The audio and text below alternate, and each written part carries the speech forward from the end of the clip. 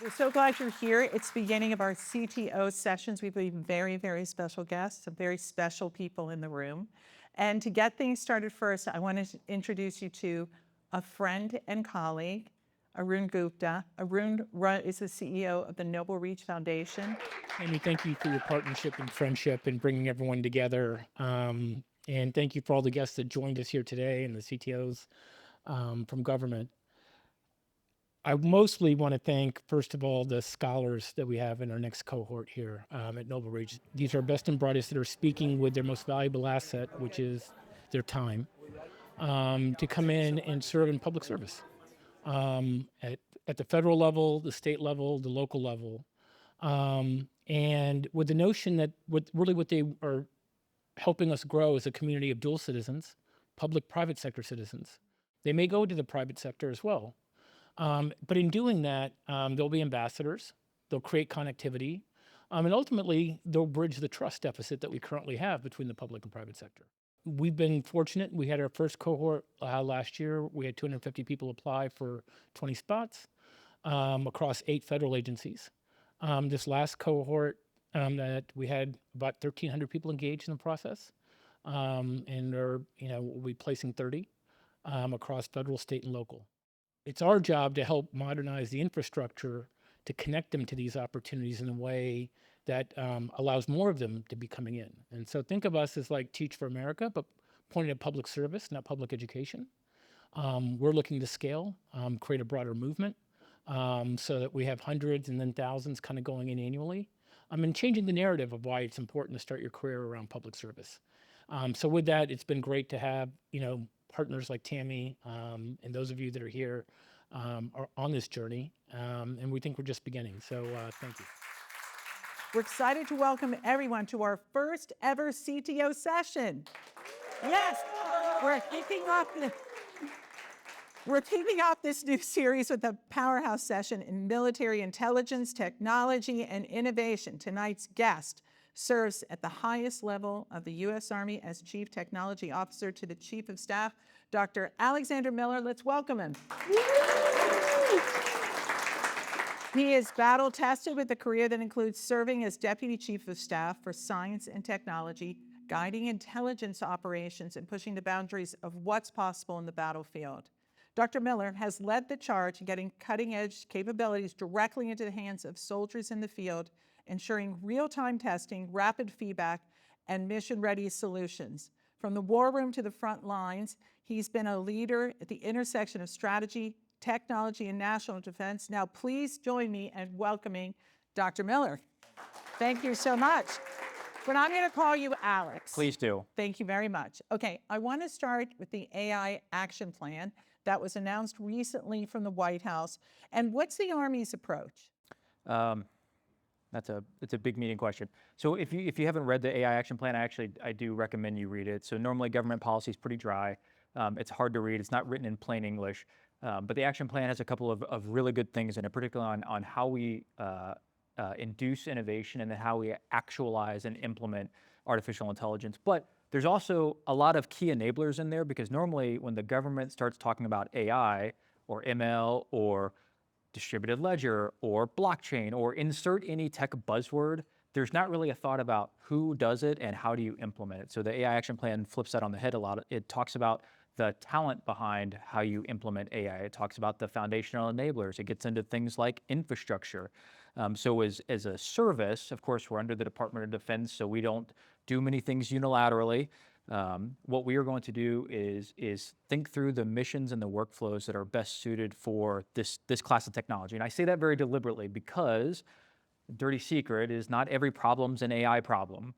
Part of this is rationalization. Don't try to throw the wrong solution at the wrong problem and you don't end up with bad architecture. So there's a couple things that we're doing.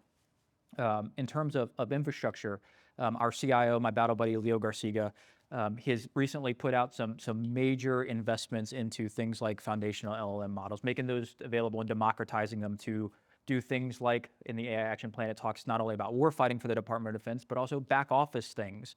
So well, wait though. So are you saying Army is making their own AI, or how does that work? Kind of. I don't like to compete with industry. I think that's a bad proposition. I think it's, one, just bad for taxpayers. Two, it's not good value for soldiers. So what we're doing is in areas where industry is way ahead, like I don't need to compete with the frontier AI providers. They're probably doing pretty okay without me building a off-the-shelf LLM. We'll just adopt those, and then we'll tailor them to whatever our mission is. For things that are bespoke to us, so for example, in 2017-18, the Department of Defense got really serious about this whole AI thing. We said we're going to do AI, and we started this thing called the Algorithmic Warfare Cross-Functional Team. Everybody knows it as MAVEN. We started with a really hard problem, which is how do you take video from our drones, and then how do you apply AI to it? How do you find stuff in pictures, because people like pictures? No one else was doing that at the time, especially on the grainy video that we had. So in that case, we did. We built our own. Now, 8 years later, there's a lot of computer vision work out there. We can go to almost any provider and get that. So as technology becomes available, what we want to do as part of the Army Transformation Initiative, and I don't want to throw a lot of Army buzzwords out because that's not fair to anybody else, but as we think through like how we transform our Army to provide the best technology the fastest, adopting and adapting technology that's available is goal number one.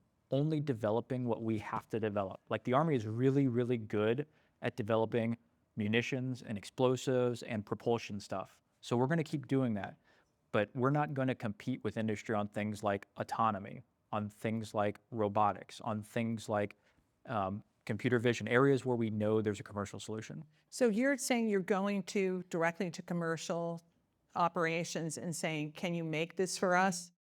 Is that like, the Primes, Lockheed, and all those guys? I mean, or how does it work? Kind of. Not really. Okay. And here's why I say We'll that. cut that part out. No. It's an important conversation. So the process. So the government has a process for how we procure things, how we buy things, and normally that process starts with, I'm going to write a bunch of words down. They don't mean anything, and they won't mean anything when we buy the stuff that we say we're going to buy. But it's the process because somebody said we had to do it. What we have done is tried to flip that on the head, where we say, if you're the warfighter, if you're the soldier, you probably know the thing that you need right now better than anyone else, certainly better than the Pentagon does. And 9 times out of 10, you're going to pick the right thing. There's that 10th use case, right? Like Henry Ford's attributor was saying, if I gave the people what they wanted, I would have given them a faster horse. That's the 10th use case, not the first 9, where we have to go, hey, maybe there's something else. But what we wanted to do is say, what do you need? Let's write a very short requirements document. Like our next generation command and control document is 3 pages, 3. And there's a graphic, so there's 3.5 pages. And then we spent a year just getting technology into our soldiers' hands to try it and get direct feedback. Normally, if we wanted to go through the process, and I've run this several times as a former intelligence professional, and now that process can take 7 to 10 years, easy. Some of it is learned helplessness, some of it is malaise, some of it is just we're trying to do really hard things in a really inefficient way sometimes. And how do you work with the other services? I mean, you're working competitively. No. Oh, yeah.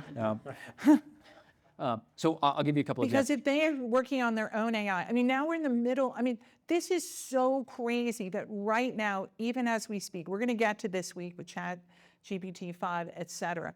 But every week, something else comes out. Right. And you've got all these services and departments. How does that all coordinate? Or not? Sometimes it does, sometimes, and that's an unromantic answer. I'll give you a couple of tangible examples. For things that really need to be democratized, we actually work really well across the service. So the CTO for the Navy, Justin, he and I are partners here.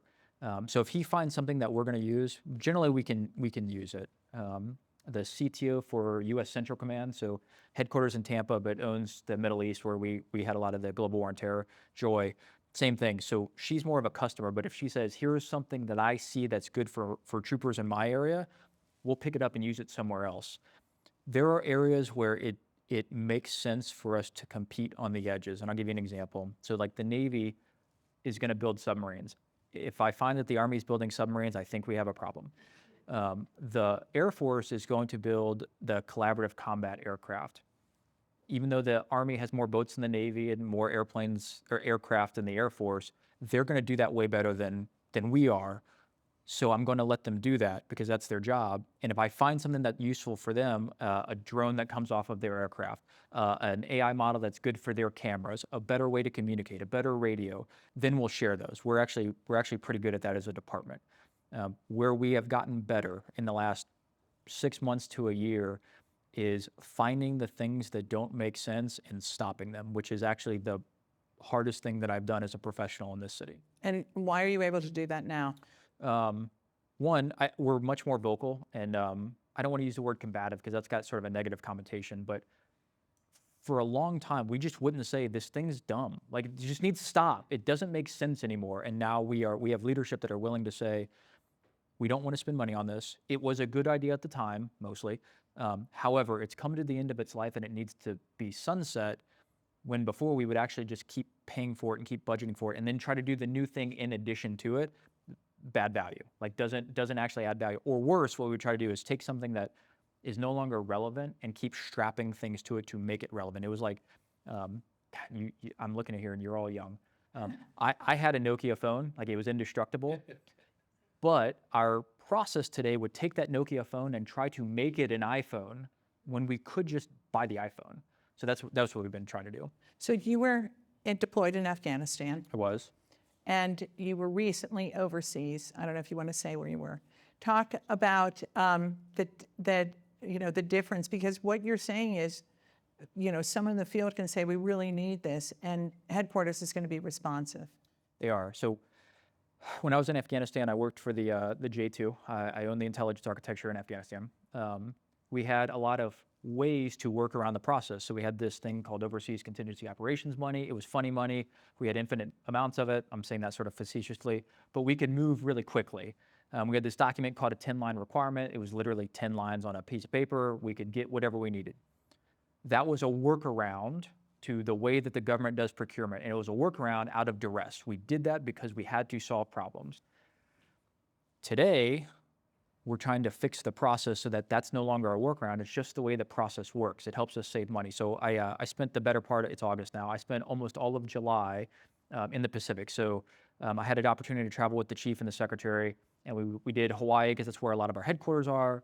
And then Kwajalein Atoll, which if you've never looked at history, Kwajalein Atoll is an awesome area that we've done research for better part of the last century and all of this. What kind of research? So like missile testing, particularly on hypersonics and radar and all kinds of signatures coming out of that area. Big stuff.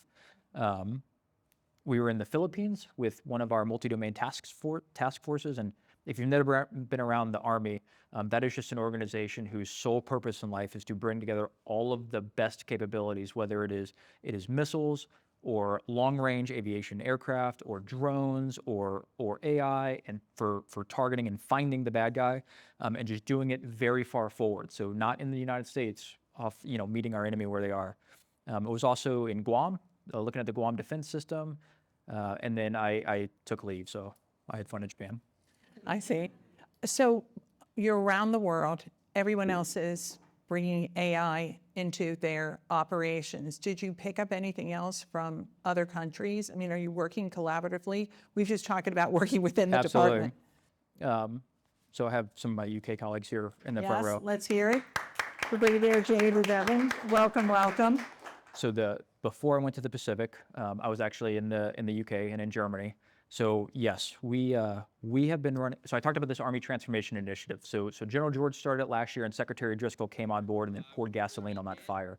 And the whole point there, and I'm telling you this sort of deliberately, is modernization is about things. Transformation is about process and culture.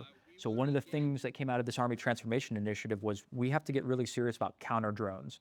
Because when I grew up in the Global War on Terror, and my deputy here, Anthony, and I know Dave Butler's running around, we all dealt with the improvised explosive device problem. And the reason that was a challenge is because it is really easy to make bombs, and it is really hard to detect them. And when you have an adversary that doesn't care about anything other than trying to kill you, they get really good at finding ways to kill you.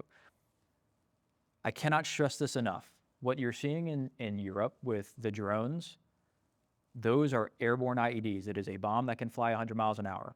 We have to get really good at countering those. So we started this exercise called Flytrap. That was the US terms. The UK's term was Vanaheim. As a geek, that's a very cool name. But the goal was how do you bring all this technology to bear for the soldier, for his or her squad, for their platoon, so that you can counter drones automatically. So we saw a lot of this technology. So the first Royal Yorks, that was the UK unit that was there. I got to go see in Germany a lot of the technology that we're bringing. So things like how do you see the electromagnetic spectrum and then identify the drone in it and then immediately put a countermeasure. So either jam it or do some other spicy magic with physics to bring that drone down. So our guys, 2nd Cavalry Regiment and the 1st Royal Yorks were doing that. So I saw a lot of technology that the UK was bringing to bear and brought it. The next stop, well, one of the areas that I was at in the Pacific was Australia. So what the Australians are doing, they fired one of their precision strike munitions, so new long-range missile.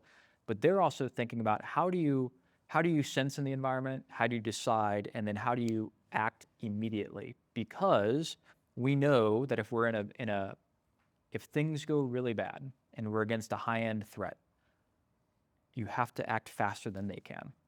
And I know we're talking about a lot of the sort of tip of the spear sort of warfighting things, but all of that starts right here. Like we talk about warfighting things, but all of it starts here for things like how we pay our soldiers, how we deploy our soldiers, how we manage our talent, how we manage those soldiers. So what I saw, just to answer your question directly, was I saw a lot of high-end tech from both the UK and Australia. I got to work with some of our other partners in the Pacific, and we are bringing a lot of those lessons back and just institutionalize them because we can. And what about Ukraine? What have you learned from Ukraine? The most important thing is actually listening to the edge because they're going to see the problem way faster. So I'll give you a finite example. We as part of the Army Transformation Initiative, we have this concept called transforming in contact, which is normally, I talked about how the Pentagon would wait for several years to make sure that we just got those words on paper just so good, and then we would go buy something.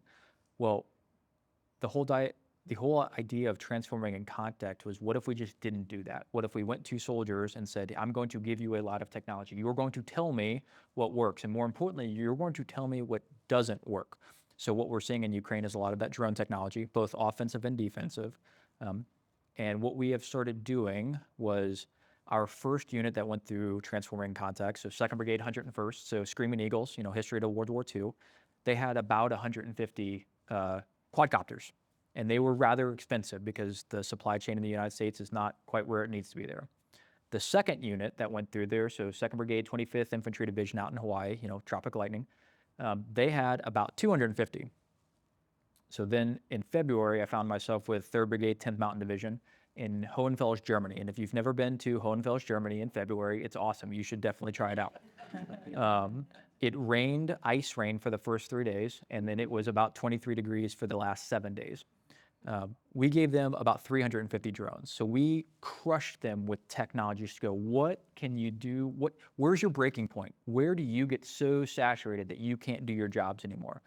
And I'm proud because every single time they said, more, we'll take it. What was really cool, and this gets back to sort of the AI action plan and some of the things in there for infrastructure, is when you're in 20-degree weather and it's wet and it's cold and you're tired and you're hungry, like the 4 worst things you could possibly be at the same time, batteries tend to fail, circuits get very brittle, quadcopters fail, AI doesn't quite work the way it's supposed to because your compute is I would say jacked up. But when you get moisture into computers and then it freezes and then it thaws because of the heat from the thermal processors, computers start to act sort of wonky. So we saw all of that. So it's not just, hey, what cool AI can I throw at the problem? It is, how do I use this in my everyday life? And if you want a perfect example of where this fails, who's gone to the beach with your iPhone and you get the, hey, you're overheating warning? Yeah. That's an environmental concern that we don't normally think about until we're in it. So I could talk about soldiers all day long. I love this. And there are 443,000 in the Army now? Ooh, that's a I good should question. ask Dave. No, so Where's Dave Butler? It's when I checked their dashboard. Yeah, when I checked when I checked, so we have a dashboard that has all this data live for the chief and the secretary. We had about 458,000 when I walked out today. And what about the keeping the soldier in the loop and the questions about when do you just do what the AI tells you versus someone looking at the decision and making their own decision? Yeah, so it's a great question. So the Army has or not the Army, the Department of Defense has this policy. It's DoD Directive 3000.09. It's called Lethal Autonomous Weapon Systems. It sounds awesome. It was originally designed with the intent to say, if you're going to build a killer robot, here's how you do it. It was interpreted as, don't build killer robots. So we rewrote it a couple of years ago, and the whole intent was, you have to, the quote is, imbue appropriate levels of human judgment, right? So that's a nice meaty sentence for everybody to interpret differently. What we are doing is the commander and a soldier has to make a decision. And Two that, of them. No, just like the user. And that decision can come in at any time in the loop. So let's say that we know that anything that way is probably a bad guy. And we set up a vehicle, and it's got a way to just affect everything that way. Commander's made a decision, right? So that's the direction. The user has said, I'm going to put my robot here, and it's not going to turn this way, it's not going to turn that way, it's only going to look in the direction that I want it to. That's human on the loop. They have made a decision. They've set all the conditions, and they've given it boundary conditions, and that's okay. If we're doing something a little bit more exquisite, where we are going to cause harm to life or limb of an adversary, that's when we get to decide, hey, if it needs to be automatic, we're going to make it automatic, because I will prioritize protecting, so like I will prioritize engineering solutions that protect soldiers 100% of the time over risk management, because risks are meant to be managed, not mitigated. Like if you've worked in cyber at all, you're very familiar, but risks are meant to be managed, not mitigated. What about the enemy? Name the enemy. Are they, they're not conducting it the same way. They're going to do what's most expedient and takes most. So how do you manage that with AI? We still want to be the good guys, right? So Team America still wants to be the good guys. Team AUKUS, Team Five Eyes, like we still want to be the good guys. So we do put moral boundaries on our technology, and there's a reason for that. So as we think about what's right and what's safe and what's prudent, we just build the engineering stops in there to do that. And that's the key. If you build a system to be the most risk adverse, you can't downgrade it later. If you build the system the right way, you put the right engineering stops from the start, then you have options when you're in a fight, and you can go, hey, full on conflict, like we have to win this because the only way to survive is to win, versus nope, we're going to make sure that we clear that building appropriately. We're going to make sure that we check everything, dot our I's, cross our T's. Okay, I'm going to move back to Washington. Does Sam Altman call you all the time and say, hey, Alex, do you want to try this ChatGPT 5? And I do want to ask you about ChatGPT 5. How do you deal with the hyperscalers? Okay, so that's a great question. So for the cloud provider, like the hyperscaler CSP for the cloud service providers, we actually have a great relationship. So the department put up the JWCC, and I can't actually remember what that acronym stands for anymore, but it's our way for how do we engage with your Microsofts and your Amazons and your Googles and your Oracles and your IBMs. It's awesome. We have moved, again, our CIO is a great partner. We've moved all of our contracts there. When I was in the intelligence community, CIA was the first mover, right? So we put Amazon behind the fence so we could have these enclaves, and then Microsoft came in with the C2E.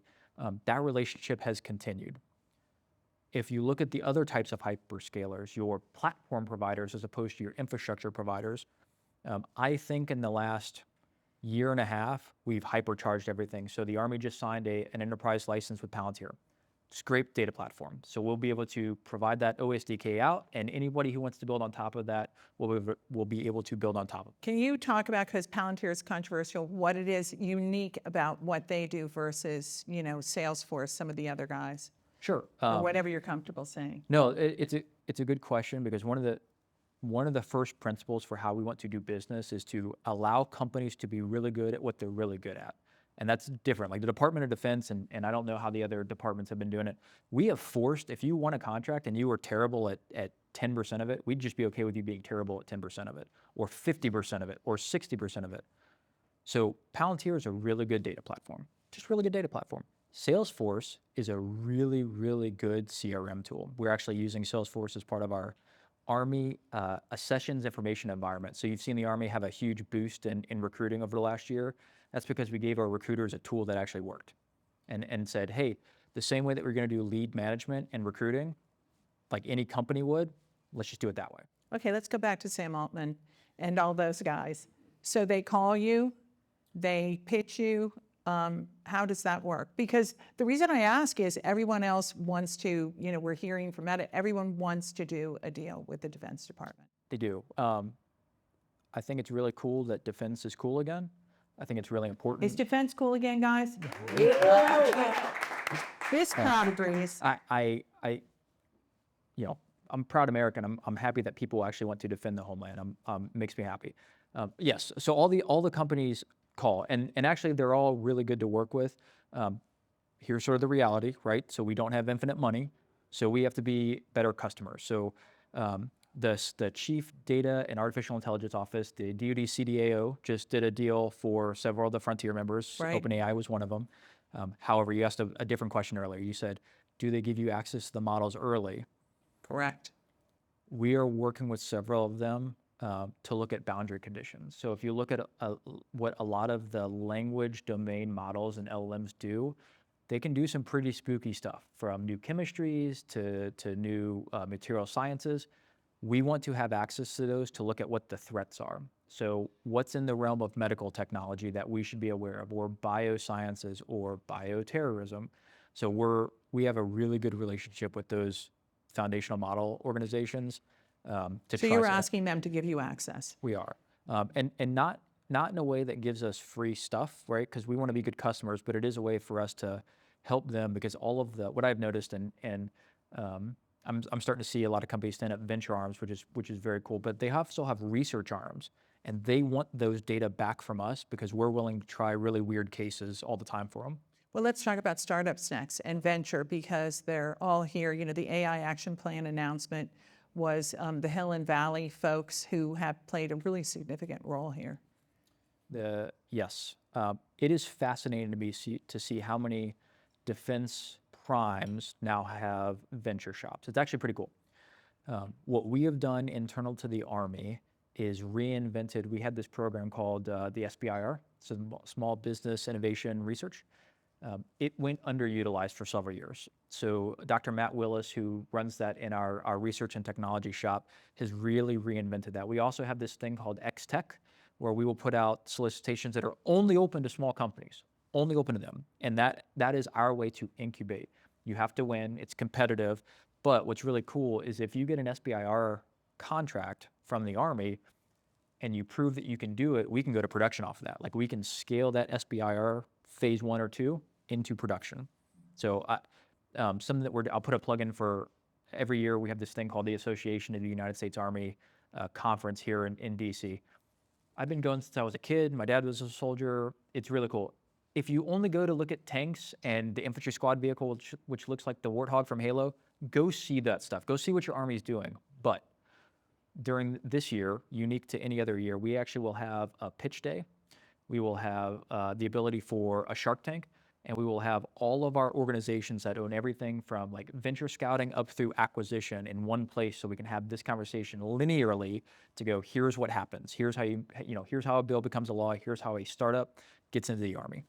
So that's all the Noble Reach scholars. I'll see you there. It's in October. It's in October, second week of October. It sounds like you're saying that the Army has the biggest opportunity, that everything is focused on opportunity and transformation, because no one ever said that about the Army before. Sorry. Happy 250th anniversary. I think that's one of the most startling. That week, the parade was super cool. I love the robot dogs, camo robot dogs. Yeah. Boston Dynamics provided that. I'd like to have them over here sometime at the Washington AI Network. But it's remarkable, the amount of transformation. It seems to be your calling card now, right? An opportunity. Never heard that before. Yep. It's so I cannot speak highly enough about the Chief General George and the Secretary, Dan Driscoll, because they're pushing it. And General George is one of the coolest guys I've met. Like, I will say this every single time. He commanded at every echelon in the Army in combat, and that is super rare. So he was a battalion, brigade, division, corps commander, and now he's the chief, and that's amazing. Yeah, a round of applause for him.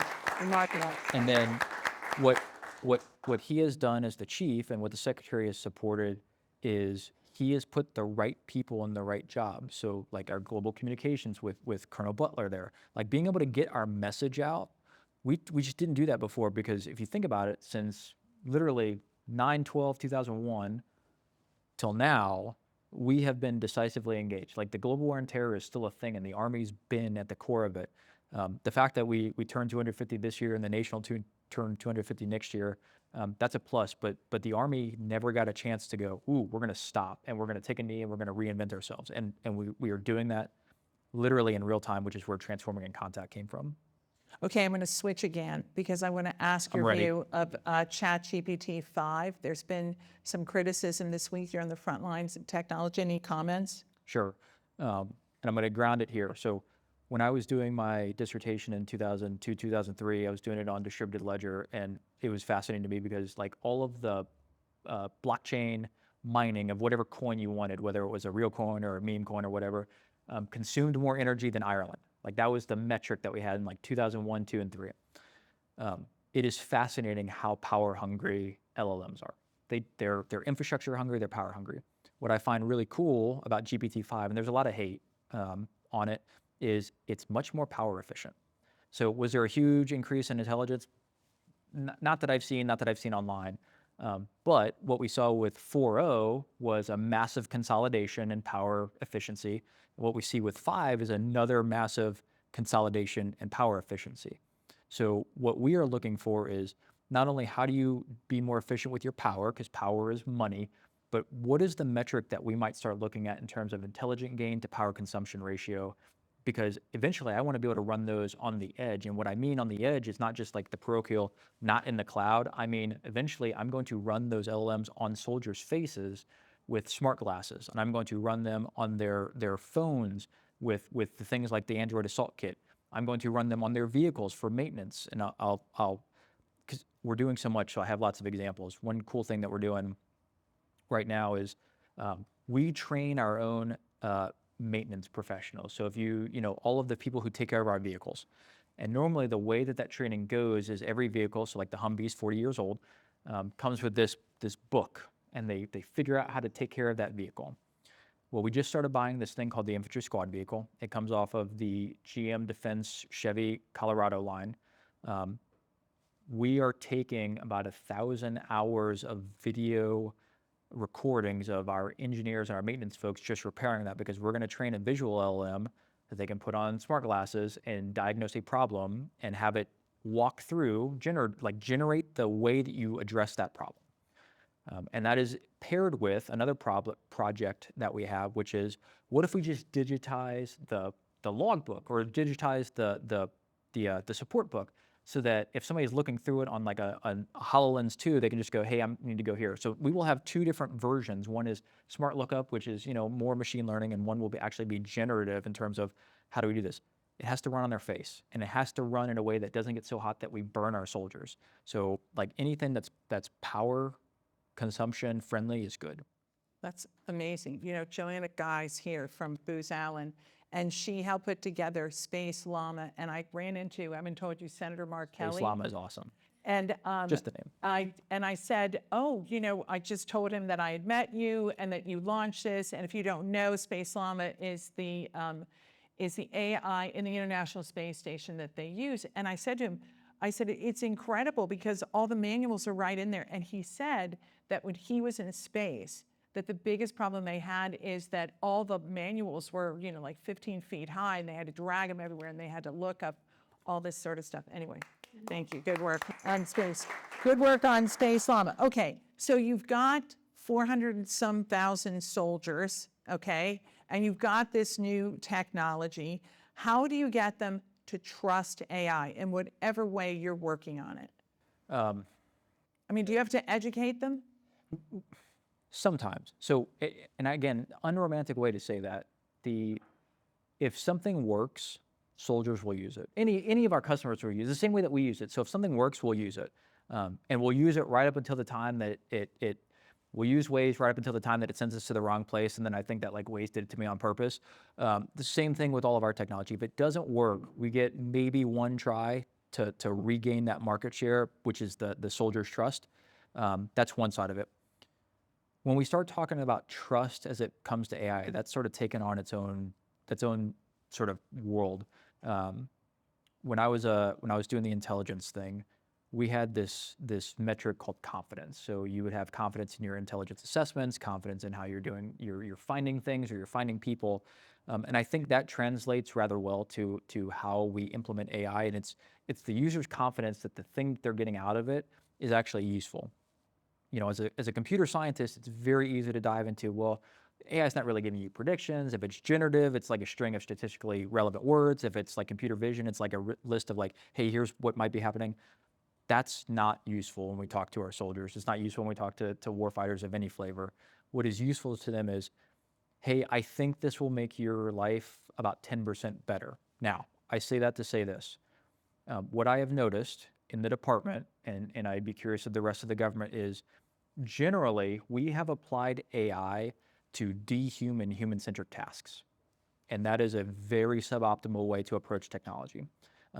We have treated AI like a cognitive prosthetic, not really like a real force enabler. So the other thing that we're trying to work through within the Army is, how do we take all these old human-centric processes and reimagine them so they are machine-centric processes with human on the loop where we need to, but it's really enabling the mission, not just strapping more stuff to the person, because the person is the most important, is the rarest, it is the scarcest resource that we have, because it's really like, we want to take care of people. But if we can take them out of that process and build the right process for them and then hyper enable them so that they're an AI crew chief rather than like an AI user, that's where you get gains. Okay, what about China? I am a firm believer, and I say this unabashedly, I'm a firm believer that American ingenuity is better than Chinese ingenuity. I just am. Now, that's like the stump speech thing. What we are trying to do is make sure that everything we do is force enablement. And what I mean by that is what you're seeing in Russia and what you're seeing in the Pacific is, hey, one guy can fly one drone or one gal can fly one drone. I want to make sure that one soldier can fly 100 or 1,000. Like, those are the types of gains where we stop being very linear about our thinking about technology and we start getting exponential. That's the only way that we continue to deter China. That's because they have to know every day that when Xi wakes up, not today, I'm not sure what they're going to do. They've done enough. That's what every day has to be in China, not today. What about DeepSeek? It's fascinating, right? I like how they lied about not having to use H100s. So, but it is very proof positive that they're dependent on American ingenuity, because like that's who built all of those chips that they had to use. And Well, there's ahead. also one thing, and back to the AI action plan. If you look at, I think it's the last section of part 1 of the Innovate side. There's a combating, I can't remember if it's disinformation, but wrong information in there. And then there's another part that is making sure that like LLMs don't have bias in them. I think this speaks directly to that. Like, we want to make sure that whatever we deploy is just the best technology. And what we saw with DeepSeek was there's propaganda in it, like you would expect. So what we don't want to do is try to counter that, because that's not worth countering. We want to make sure that our technology does the right thing for us all the time. And then I think globally users will adopt the better technology. And that's not a military thing. I think just users will adopt the better technology, which means that we have to build the better technology. So the next AI summit is going to be in India in February. Will you play any role? Does the Army or the military get involved in that kind of gathering? I probably won't. I suspect our CDAO at the department level will. However, when we have the CDAO data councils or the CTO councils, that's where I jump back in and have a pretty large voice for the service. We have some other CTOs in the audience. We're not going to identify them because they don't like to be identified. But isn't it amazing that your role has grown from, technology? Now you have to be a teacher. Now you have to analyze and make fast decisions. Yes. I mean, you ask a direct question, you get a direct answer. It has. So how do you balance it all? Poorly sometimes. What you have to do is you have to be responsive. I don't like the notion that the job will be static at any point.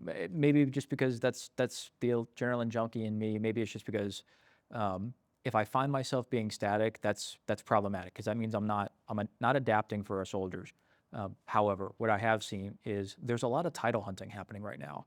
There's a lot of these weird chief X officers popping up, and I don't know what they do, and I don't know what they're supposed to do.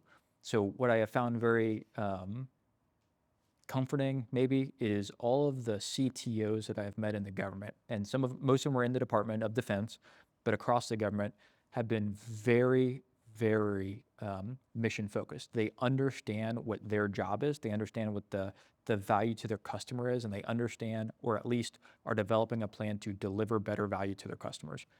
But before, I've seen all kinds of titles, and I don't think they're delivering value. I totally agree. That's why we're so glad to hear you here today. You said one thing in another podcast that I just want to close on, that when America gets in trouble, who do they call?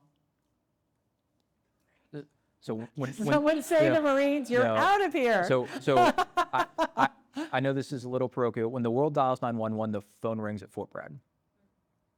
And Fort Bragg is the center of the Army universe, and that is because no matter what happens in the world, the Army responds. So the Army is your global reaction force. It is your immediate reaction force. It is your Homeland Defense Brigade, like 10th Mountain is on the border, the southern border.